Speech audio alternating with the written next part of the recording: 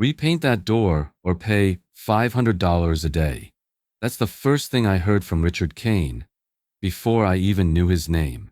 He wasn't asking, he was ordering. I remember standing there on my front porch, coffee still in hand, thinking I'd misheard him. But then I saw the letter, a bright red notice taped right across my brand new navy blue door, the paint barely dry from the weekend before. The paper fluttered in the breeze like a flag of humiliation, and my stomach turned. I'd just moved into Willow Creek Estates 2 months ago. My first real home after years of renting cramped apartments and working double shifts as a nurse. I'd poured every dollar, every dream into that little house. It wasn't much, but it was mine. I wanted the navy blue door because it reminded me of calm, of the ocean I grew up near, of peace after long nights in the ER. But apparently, peace wasn't allowed here. Richard Kane stood on the sidewalk, a clipboard clutched to his chest like it was the Constitution. Gray hair perfectly slicked back, polo shirt tucked in too tight, mirrored sunglasses reflecting my shock back at me. "That color isn't on the approved palette," he said flatly, like a judge reading a sentence. "You'll need to repaint it within 72 hours or you'll be fined $500 per day of non-compliance." I blinked, trying to process his words. "I'm sorry, what? $500 a day? For a door color?" He smirked, tilting his head. "Rules are rules, Miss Miller. You agreed when you signed the paperwork." His tone had that smug confidence of someone who'd said this 100 times and never been challenged. "I'd like to see that in writing," I said, trying to keep my voice steady. He flipped through his clipboard with exaggerated patience. "You can read your bylaws. They're public record, or you can just repaint the door and save yourself the trouble." He gave me one last look, that condescending half-smile that said I own this place, then turned and walked off, the sound of his loafers crunching across my driveway sealing the insult. I stood there for a moment, heat rushing to my face, watching him climb into his golf cart like some self-appointed sheriff. The little electric motor whirred as he drove off toward another house, clipboard raised like a badge of authority. I went back inside, slammed the door, and leaned against it. The navy blue paint still had that faint chemical smell. Fresh, clean mine. I couldn't understand how anyone could hate something so harmless. My phone buzzed. It was my best friend Katie checking in. "Girl, how's the new house?" she asked cheerfully. "Apparently, I'm being fined $500 a day from my front door," I muttered. She laughed, thinking I was joking. When I explained, she went quiet. "You've got to be kidding me. Is that even legal?" That question hung in the air long after we hung up.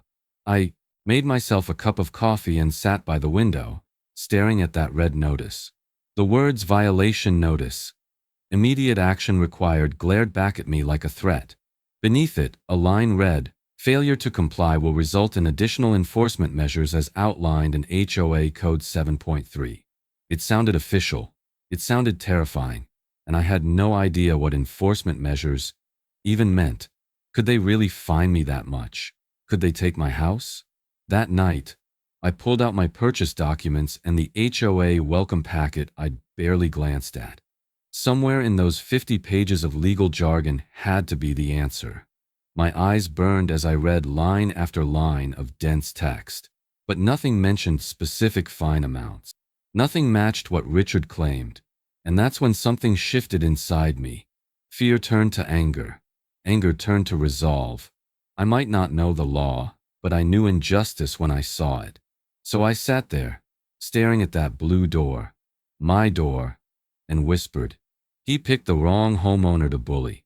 Tomorrow, I decided, I'd find out who this Richard Kane really was, and I'd find out just how far he could legally go. "Do you even know who runs this place?" Richard barked from his golf cart like a sheriff in a one-horse town. His voice carried across the street, sharp enough to make the neighbor's dog whimper. "Because it sure as hell isn't you, Miss Miller," he shouted. I froze on my lawn, garden hose still running, water pooling around my sneakers. A few blinds twitched open down the block. Faces peered out, then disappeared just as quickly. It was like everyone in Willow Creek Estates had learned to duck the moment Richard raised his voice.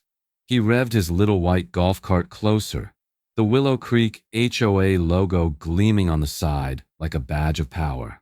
Next time, maybe think before you start repainting things you don't own, he snapped, scribbling something on his clipboard.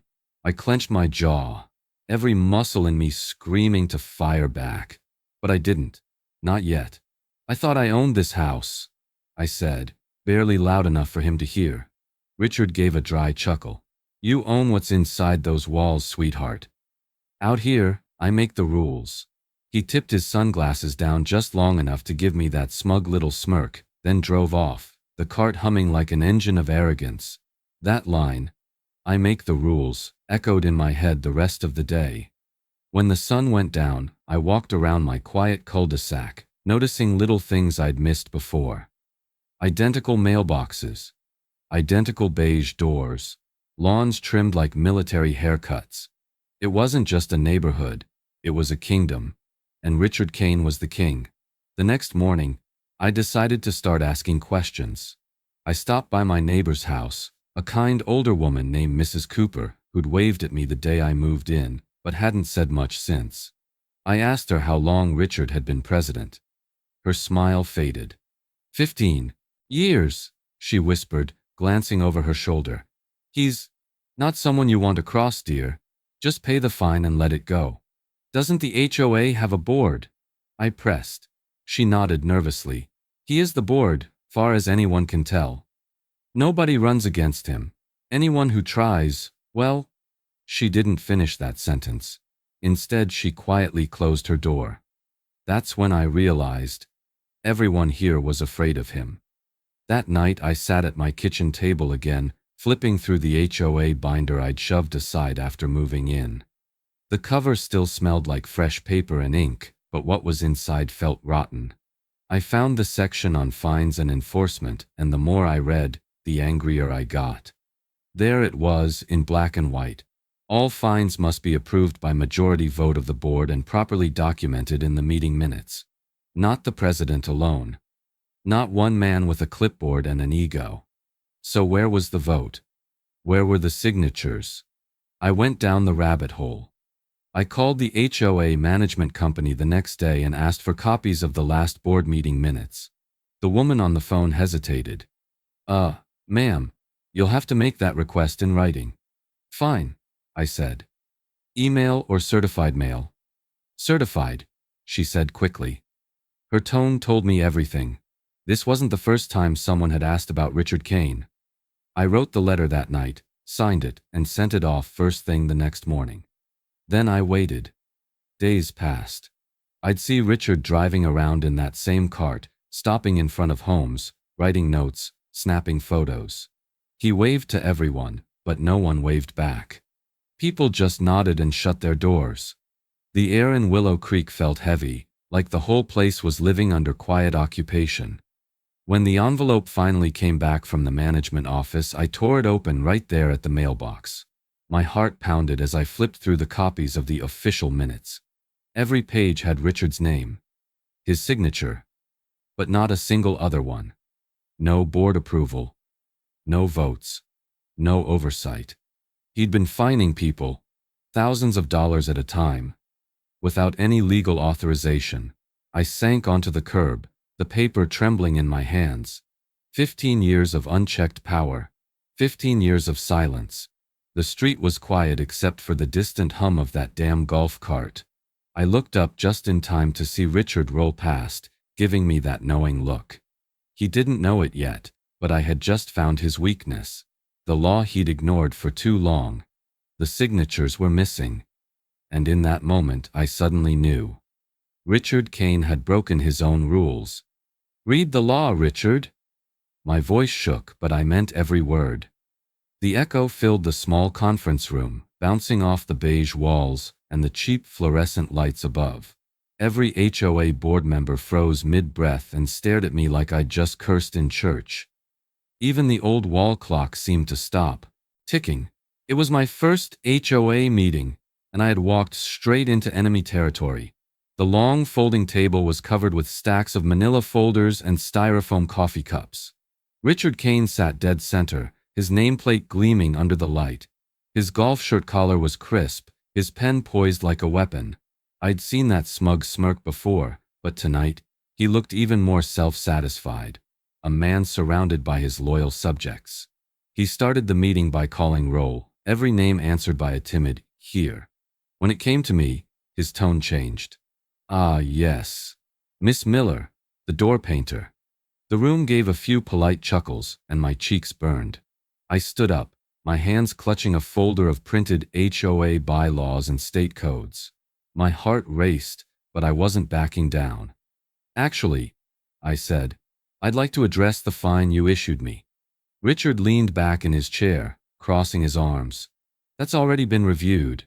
You're in violation of Article 7.3. I cut in. "Yes, I read it, but it says the board has to approve any fines. I requested the minutes, and there was no vote. Just your signature. That's illegal under Texas Property Code 209-06. The words hung in the air. Richard blinked. "Excuse me? You heard me," I said, my voice firmer now. "Texas Property Code 209-006.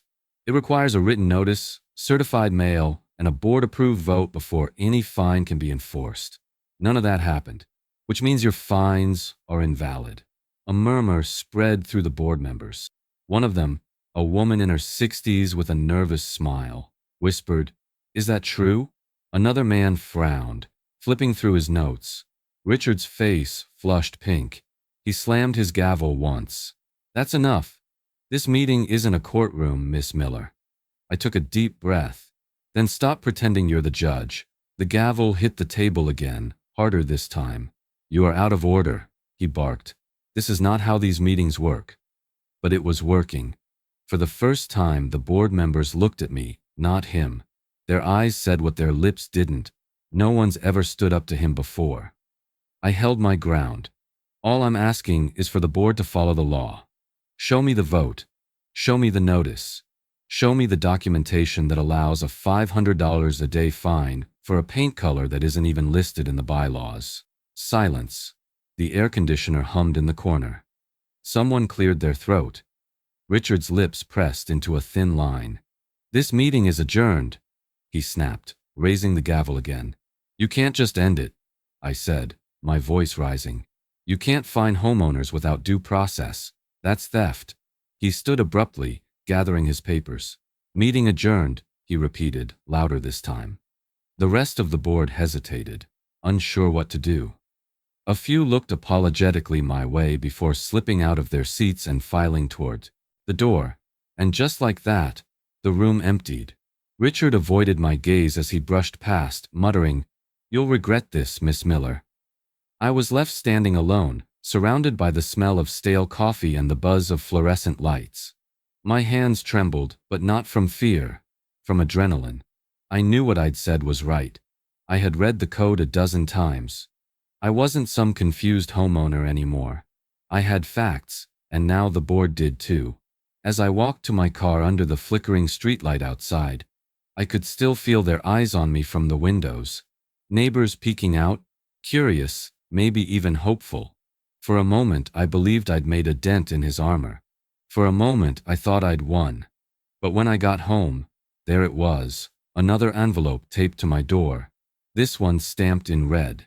Second notice, failure to comply. And my heart sank, because Richard Kane wasn't done yet. "You want war? You've got it," I muttered, gripping the third violation letter so hard the paper crinkled in my hand. I was standing in my driveway, the morning sun glaring off the bold red stamp across the top. Notice of continued non-compliance. And this time, the infraction wasn't my door. It was my recycling bin, apparently leaving it visible on pickup day, the one day the city required it to be out by the curb, violated some community aesthetic. I actually laughed out loud, a sharp, bitter sound. "They fined me for following the garbage schedule," I said to no one, shaking my head. I looked down the street, and there it was, the familiar white golf cart turning the corner. Richard Kane. Same sunglasses, same smirk. He slowed down when he passed my house, clipboard in hand, pretending to check something off a list. Our eyes met for a split second, and I swear he smiled. That same smug smile that had haunted me since the day of the blue door. It wasn't about rules anymore. It was about control. That evening, I sat at my kitchen table with a stack of violation notices spread before me. Unauthorized holiday decoration. Improper mailbox placement. Excessive lawn growth. My lawn wasn't even 3 inches tall. This wasn't oversight. It was harassment. The more I read, the angrier I got. I'd done everything right. Paid dues on time, maintained my yard, painted within the HOA's ridiculous guidelines.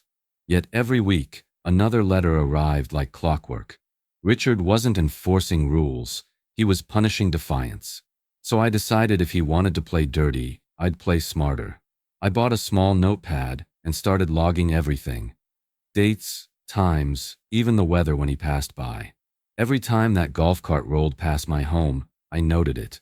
When he took pictures of my yard, I took pictures of him taking pictures. Legal nugget. In Texas, homeowners have the right to record any interaction in which they're involved. No need for the other person's consent. It's called a one-party consent law, and I plan to use it. The next time Richard knocked on my door, I hit record on my phone before opening it. He smiled thinly. "Good evening, Miss Miller. I see your mailbox flag is chipped. I'll need you to repair that immediately." I forced a calm tone. "Richard, do you have that documented in the bylaws?" He blinked, clearly not expecting me to ask. "It's implied. A damaged mailbox reflects poorly on the community." "Implied isn't written," I said, keeping my phone steady by my side. "And without a written vote from the board, that fine won't hold up." His jaw tightened. "You've been reading too much, Miss Miller. Maybe focus less on the law and more on being a good neighbor." He turned on his heel and stormed off, the gravel crunching under his loafers. I caught the faint whine of his golf cart starting up, followed by the screech of its tires as he drove away faster than usual. When I played the recording back later that night, I smiled. Every word, every tone of condescension captured perfectly. I uploaded it to a private folder labeled HOA Evidence.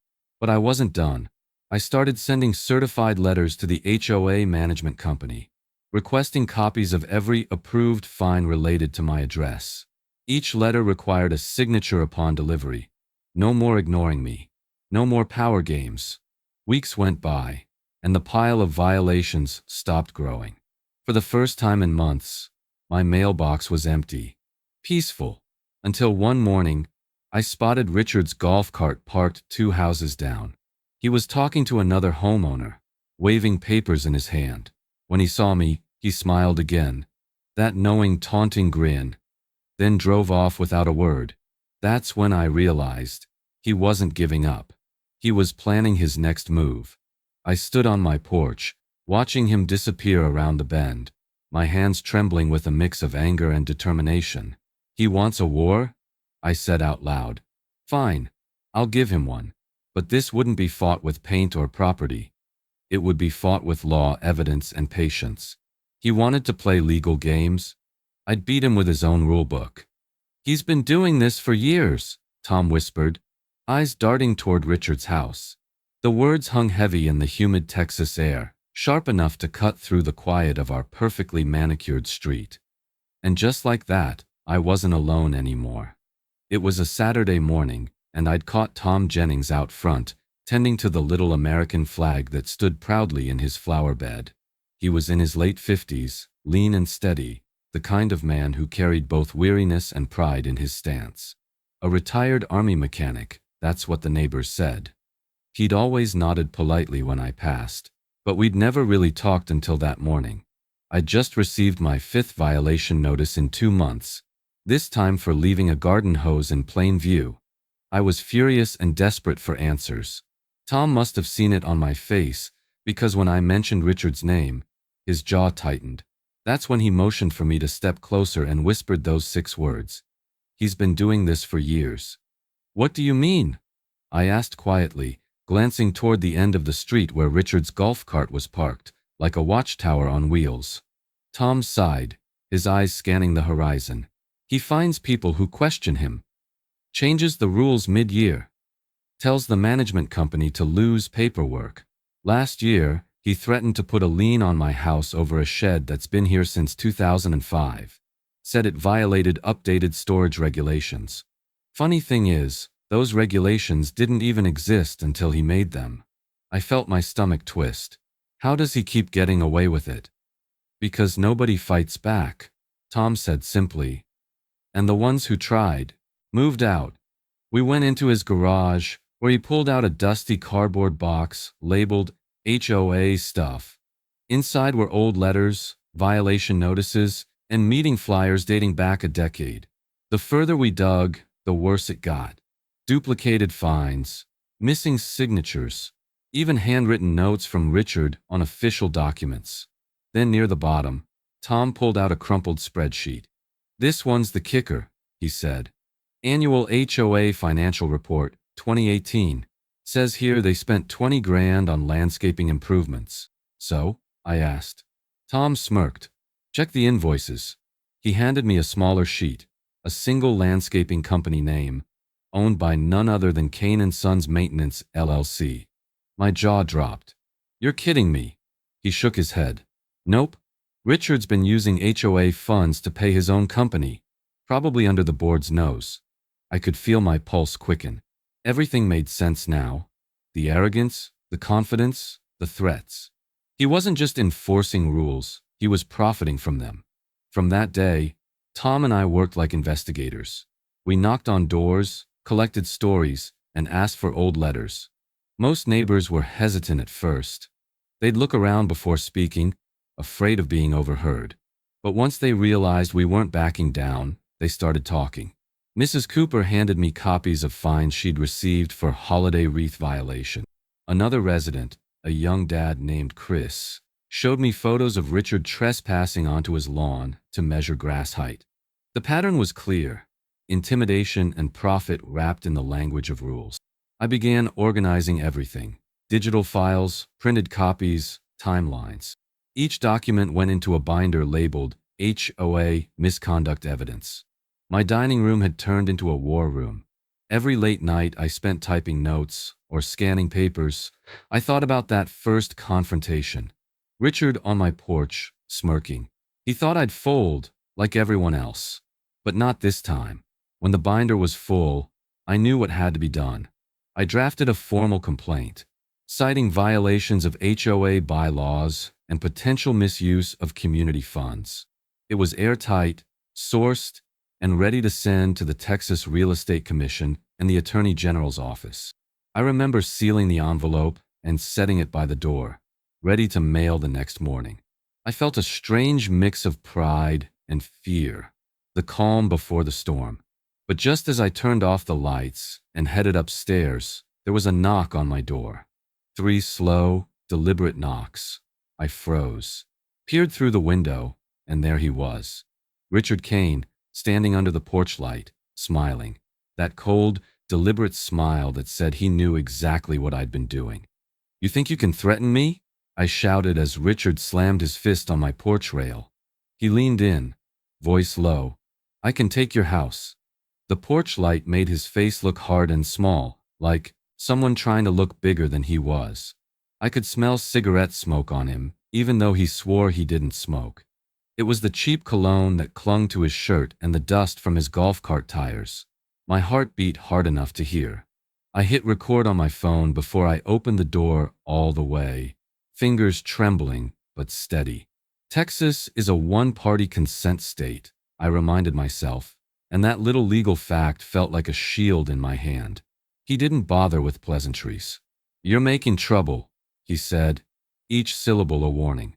"Talking to outsiders, stirring up neighbors.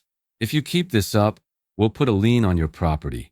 We'll start with fines, then we'll place a lien, then we'll foreclose if you don't pay." He said the words like a litany, like a threat practiced and polished. I'd heard bullies before, men who used fear like currency, but there was a new edge to him now, a promise that if he wanted my house, he could make it happen. I kept the phone visible in my palm. "Do it," I said, voice steady though my body wanted to run. "Show me the vote. Show me the paperwork that authorizes those fines. Send me proof that the board voted. Otherwise, it's harassment. He laughed, a half-choked sound. You'll be sorry, he said. I know people. His chin jerked toward the street where his golf cart waited like a throne. He left with that smug smile, footsteps crunching away like a judge exiting a courtroom. After he drove off, I sat on the porch steps a long time. The night air smelled of cut grass and diesel from the distant highway. I replayed the recording twice, then 3 times, listening to the way he threatened me, how casual he was. That file became Exhibit A. I uploaded it to cloud storage, labeled it, and copied it to a flash drive I kept in my nightstand. I printed a transcript and stapled it into my evidence binder, the pages crisp and loud against the table.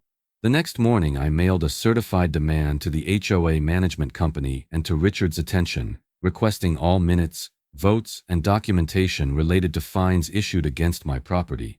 The certified mail required a signature on delivery. No more ambiguous phone calls or vague threats. I attached copies of the emails I'd sent, the violation notices, and a copy of my recordings transcript. I felt oddly calm as I sealed the envelope. The act of putting the demand in the mail made my plan real. Days passed with radio silence. The HOA management company didn't even acknowledge receipt. Richard resumed his rounds, but he kept his distance, eyes flicking toward my house in a way that said he knew I had started something. I could feel the power dynamic shifting, like the tide pulling away from a heavy rock. If he had expected me to wilt, he miscalculated. His threats hadn't stopped me. They'd sharpened my purpose. I'd learned to gather proof, to weaponize paperwork instead of anger. The next HOA meeting was on the calendar, and this time I planned to bring the law, printed, highlighted, and impossible to ignore. I pictured him sitting in that chair, the same way he had closed down my last attempt, and I imagined reading the exact statute that would remove his authority. The thought made my pulse quicken, but it was a steady, determined beat. Next time, I whispered into the night as the porch light flickered, I'll bring the law to his meeting and make him listen. You picked the wrong woman to bully, I whispered to myself, surrounded by law books. My kitchen table had turned into a courtroom, stacks of papers leaning like towers, sticky notes blooming from every page, and a cold cup of coffee marking the late hour. The soft hum of the refrigerator was the only sound, steady and patient, like it was listening to me build my case. Sleep didn't matter anymore. Fear had burned off weeks ago, replaced by something cleaner. Focus. I'd spent every night after work reading through the Texas property code like it was a lifeline, chasing every clause and footnote. Somewhere in those pages was the weapon I needed, the one Richard Kane wouldn't see coming. By midnight, I found it. Texas Property Code 209.08. I read it twice, then 3 times, each line lighting up the pieces of my puzzle. It was simple, brutal, and exact. An HOA cannot impose cumulative daily fines without a clear, written policy approved by the board and properly communicated to the homeowner. That was it, the heart of his scam. All those $500 a day threats, all those stacked penalties. Illegal. Every single one. He'd been bluffing behind the shield of a title, betting I'd never look close enough to see the cracks. But now I had the words, and they were sharper than anything he'd thrown at me. I opened my laptop and started writing. Not a complaint, not a plea, a formal legal letter, drafted like an attorney's brief. I listed each fine, each violation notice, and every breach of due process I'd uncovered. I cited Part 209.06 for improper notice and Part 209.08 for illegal cumulative fines. I attached copies of meeting minutes, the ones with only Richard's signature, and referenced every missing board vote. Each sentence felt like another nail sealing his case shut. By the time I finished, the clock read 3:47 a.m. My hands were shaking, not from fear this time, but from the quiet power of knowing I was right. I printed 4 copies, one for the HOA board, one for the management company, one for the county clerk's office, and one for my records. Each went into a crisp, white envelope. I sealed them with the kind of precision that comes from months of humiliation turning into resolve. When morning came, I walked them down to the post office myself. The clerk scanned each certified letter, her small smile the only kind acknowledgement I'd had in weeks. "These are going to make somebody nervous," she said with a chuckle. I just nodded. That's the idea. By that afternoon, the ripple effect began. I got an email marked urgent from the HOA secretary, inviting me to an emergency board meeting scheduled for the following evening. The tone was professional, but the subtext was obvious. Richard was rattled.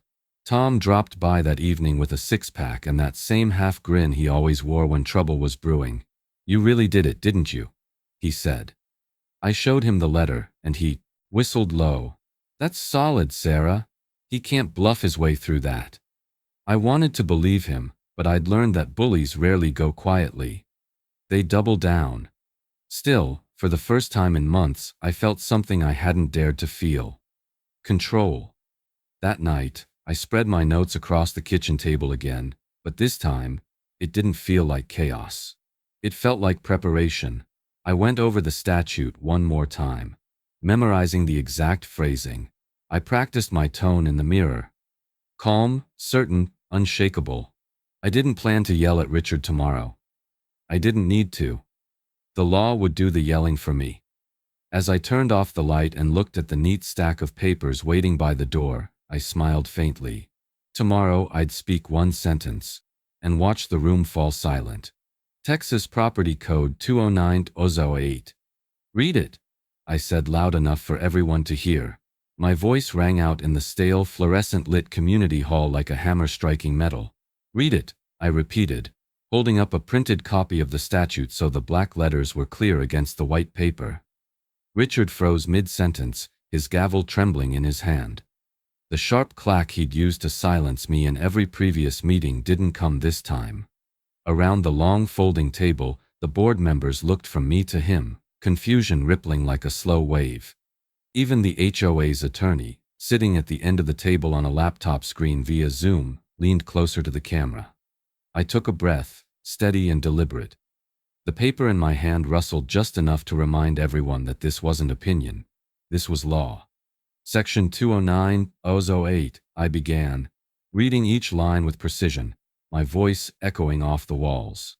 A property owners association may not impose a fine for a continuing violation unless the association has adopted a written policy for the accumulation of those fines and has provided the owner with notice of the policy.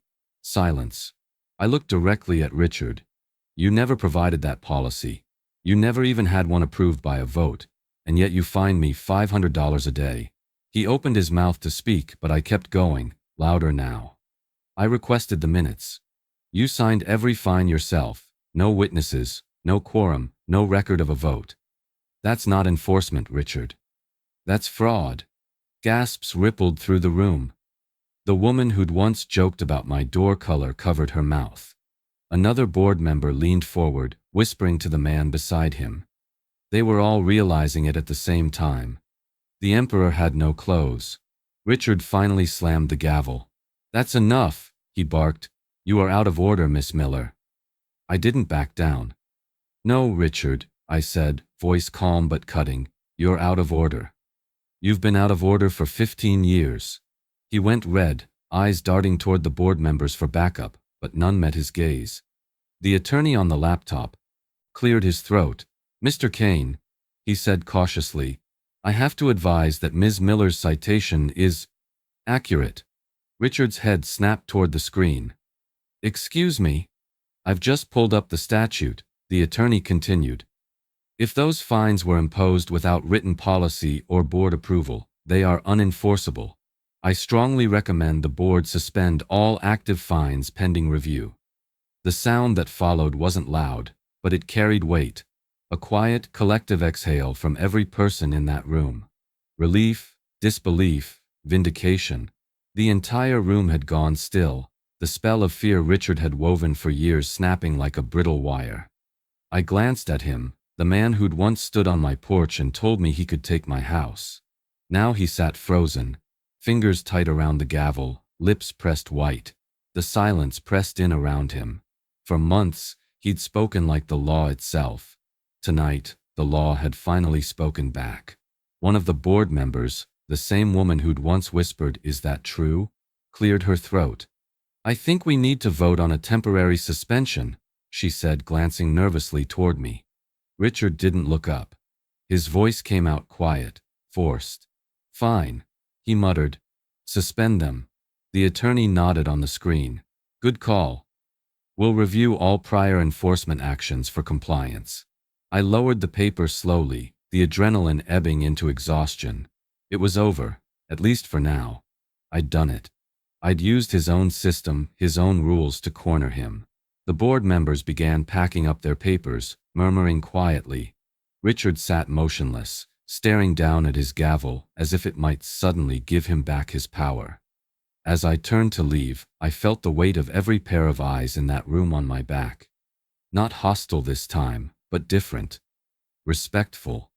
Grateful. Free. At the door, I paused, looking back once more. Richard's face was pale, almost ghostly, his authority draining from him like color from an old photograph.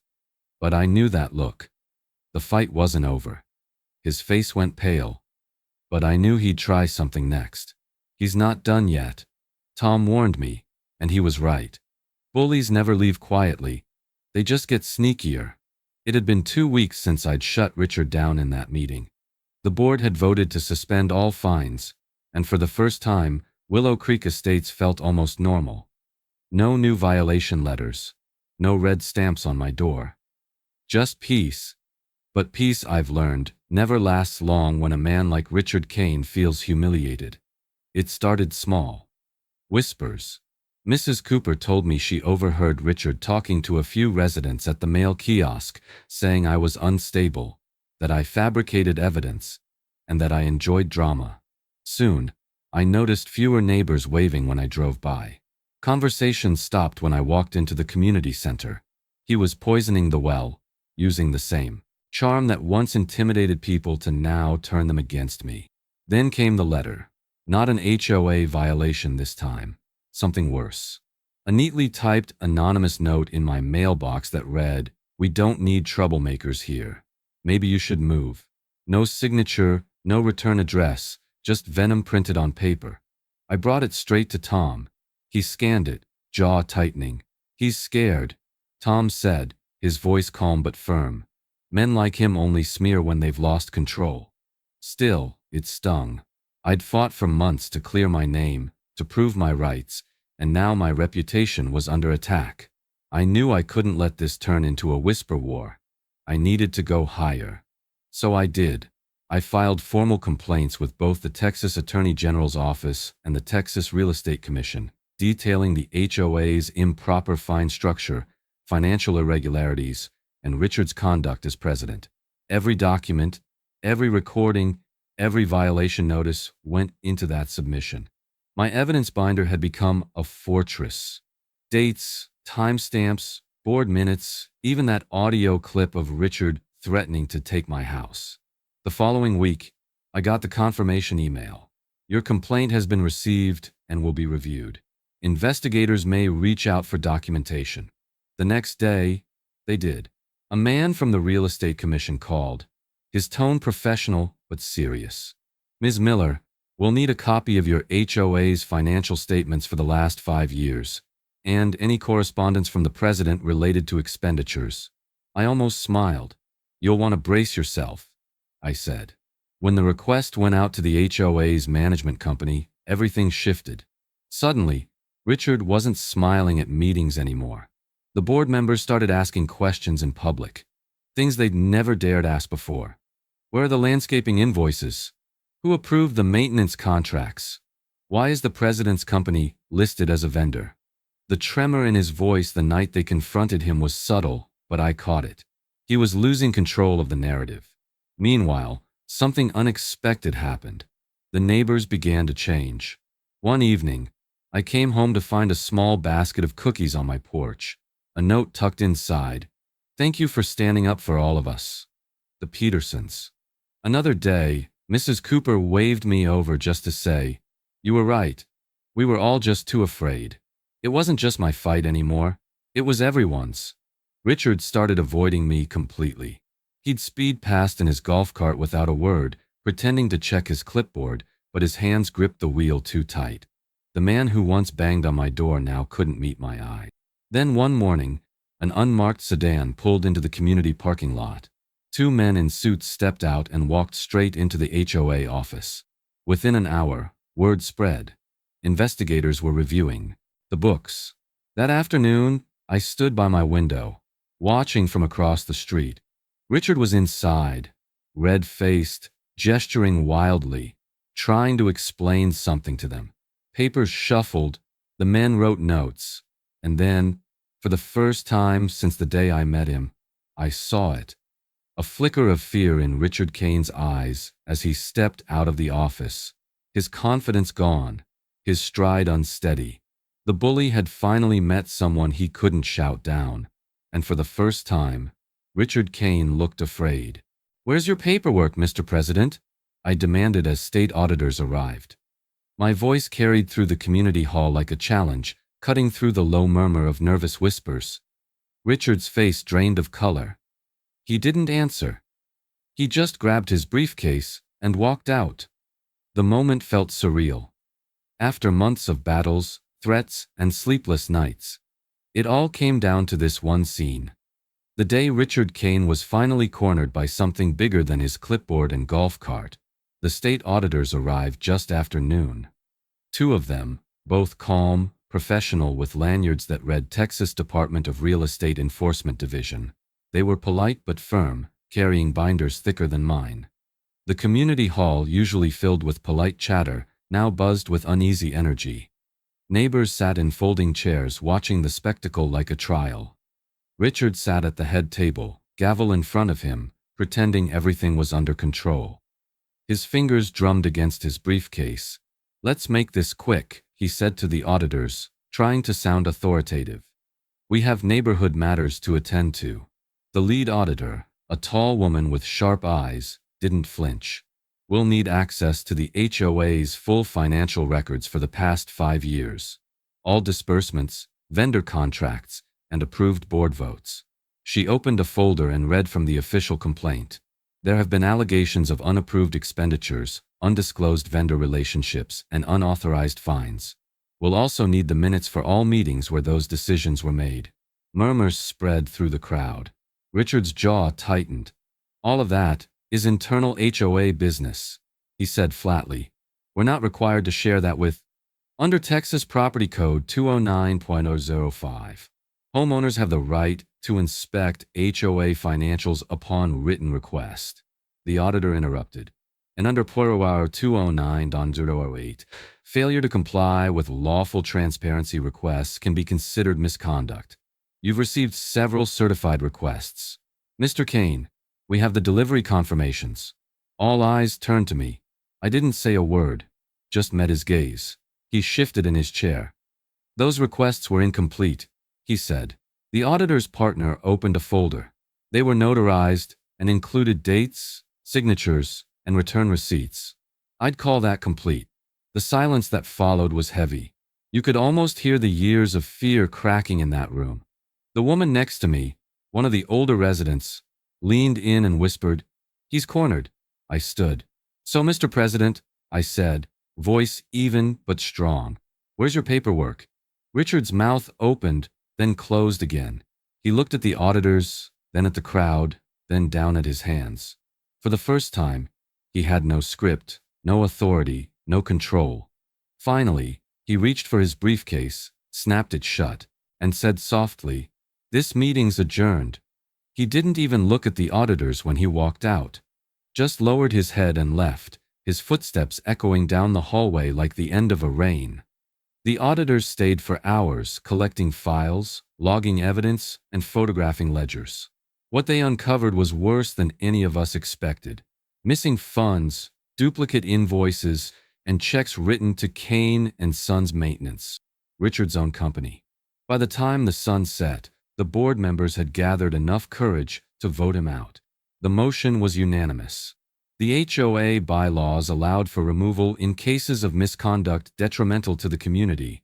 This qualified, and then some. The following week, Richard quietly submitted his resignation, for personal reasons. There was no farewell speech, no apology, just a one-line email to the management company and a moving truck outside his house the next morning. The board wiped my record clean. Every fine, every violation, every accusation. They even issued a formal statement acknowledging procedural errors under previous leadership. For the first time since moving into Willow Creek, I could breathe. The neighbors waved again. The lawns seemed brighter, the air lighter. Legal Nugget homeowners in Texas have the right to inspect HOA financials at any reasonable time with a written request. Never let anyone tell you otherwise. Transparency is your shield. That night, I stood on my porch under the soft glow of the light that had once illuminated my red violation notices. My navy blue door stood tall, proud, defiant. Richard's house sat dark and empty down the street. No golf cart, no clipboard, just silence. He left in silence, but his empire was gone. Now we do things my way, I said at the first HOA meeting under new leadership. The words felt strange leaving my mouth. Not from arrogance, but from triumph. The same room that once silenced me now listened. The fluorescent lights hummed overhead, the same ones that had once spotlighted my humiliation. But the energy was different now. Gone were the tense stares and whispered judgment. The air felt lighter, freer, like the neighborhood had collectively exhaled for the first time in years. I sat at the head of the table, not because I wanted to, but because the board insisted. They'd voted me in as the new HOA secretary after Richard's resignation, and I accepted on one condition, that everything, every meeting, every vote, be transparent. No more secrets, no more fear. All right, I said, flipping open the new binder labeled HOA reform policies. Let's start with fairness. Tom sat 2 seats down, grinning proudly. Mrs. Cooper was there too, serving as treasurer now, her once shaky voice steady and confident. Around the table were new faces, neighbors who'd found their courage in the aftermath of Richard's fall. Each of us had a story, and now we were writing a new one together. Our first order of business was clear: undo the damage. We reviewed every fine Richard had ever issued. Most of them were invalid, some laughably so. Fines for improper mailbox height, unauthorized garden decor, and one that simply read unneighborly conduct. We voted to erase them all. The smiles that filled the room after that vote felt like sunlight breaking through clouds. Next came policy changes. I'd spent weeks drafting amendments to ensure no single person could ever wield unchecked power again. All board decisions, I said, tapping the new clause, must be approved by majority vote and documented in the meeting minutes. No exceptions. Tom chuckled. Guess that means no more golf cart patrols? Not unless we all take turns driving, I said with a grin. The laughter that followed filled the room. Genuine, unforced, human. That weekend we hosted the first community gathering Willow Creek had seen in years, a potluck in the park near the lake. Kids ran through sprinklers, neighbors shared food, and people actually talked to each other again. The same neighbors who once peeked from behind curtains now brought casseroles and stories. Someone even made a banner that read, "New Creek, New Start." When the sun began to set, Mrs. Cooper raised her glass of lemonade and said, "To Sarah Miller, the woman who reminded us that we own our homes, not the other way around." The applause that followed made my chest tighten. I wasn't used to being celebrated. I just wanted fairness. But that night, under the string lights and soft laughter, it hit me. We'd reclaimed more than a neighborhood. We'd reclaimed our dignity. The following week, I did something I'd been waiting to do since the day this all began. I went to the hardware store, bought a single gallon of paint, and spent the afternoon repainting my front door. The exact same navy blue. I didn't change a shade, didn't ask permission. When the last brushstroke dried, I stood back and smiled. It wasn't rebellion anymore. It was closure. Neighbors stopped by as they walked past, complimenting the color. "Looks good on you," Tom said, patting the doorframe. "Looks like victory." Maybe it was. I looked around Willow Creek, No red violation notices, no anxious glances, no clipped conversations. Just life. Families laughing, lawns thriving, doors painted in colors people actually liked. Justice, I thought, running my hand along the cool paint, didn't just win, it stayed. And for the first time since buying this house, Willow Creek finally felt like home. One law, one voice. That's all it took to shut down a tyrant. I told my neighbors. My voice carried across the park that warm Texas evening, over the hum of cicadas and the laughter of kids chasing fireflies. And I meant every word. We were gathered for the first full community meeting under the new HOA charter. No clipboards, no intimidation, no fear. Just neighbors sitting in folding chairs, sipping lemonade, listening, speaking, laughing. Willow Creek Estates had changed. You could feel it in the air, like the first cool breeze after a long, punishing summer. As I looked out over the faces, Tom with his easy smile, Mrs. Cooper with her hands folded proudly in her lap, and even the younger families who'd once been too nervous to speak, I realized something simple but powerful. This had never been just about me. It had been about all of us. When I first moved here, I said, I thought homeownership was about peace and security. But then one man with a clipboard decided to make it about control. He used fear. He used silence. And for a long time, he got away with it. The crowd nodded. They knew. They'd all lived it. But then I learned something, I continued. The law doesn't care how loud someone yells. It cares about what's written and how it's enforced. I held up the same binder I'd once clutched in fear, now worn and dog-eared from months of use. This, I said, was my weapon. Not anger, not revenge, knowledge. I could still remember the night I found Texas Property Code Paragraph 209.008, the exact clause that stripped Richard Kane's power away. One sentence, clear, legal, irrefutable, had turned his empire into dust. One law, I said, pausing. That's all it took. A soft murmur of agreement rippled through the group. And it wasn't just that law, I went on. It was knowing my rights, learning them, using them. I ticked each point off on my fingers. First, under Paragraph 209.006, your HOA has to give written notice before issuing any fine, certified mail, clear reasoning, and the chance to correct it. Second, Texas is a one-party consent state. You can record any interaction you're part of. That saved me when Richard tried to threaten me on my own porch. Third, every homeowner has the right to inspect HOA financials with a written request. Transparency isn't optional. It's required by law. There were murmurs of surprise. A few neighbors nodded, taking mental notes. Others actually pulled out their phones and started writing things down. That's what I want you to remember, I said. HOAs aren't supposed to be dictatorships. They're communities, and communities only work when people know their rights and stand together. For a long moment, no one spoke. Then Tom stood lifting his glass. To Sarah Miller, he said, smiling wide.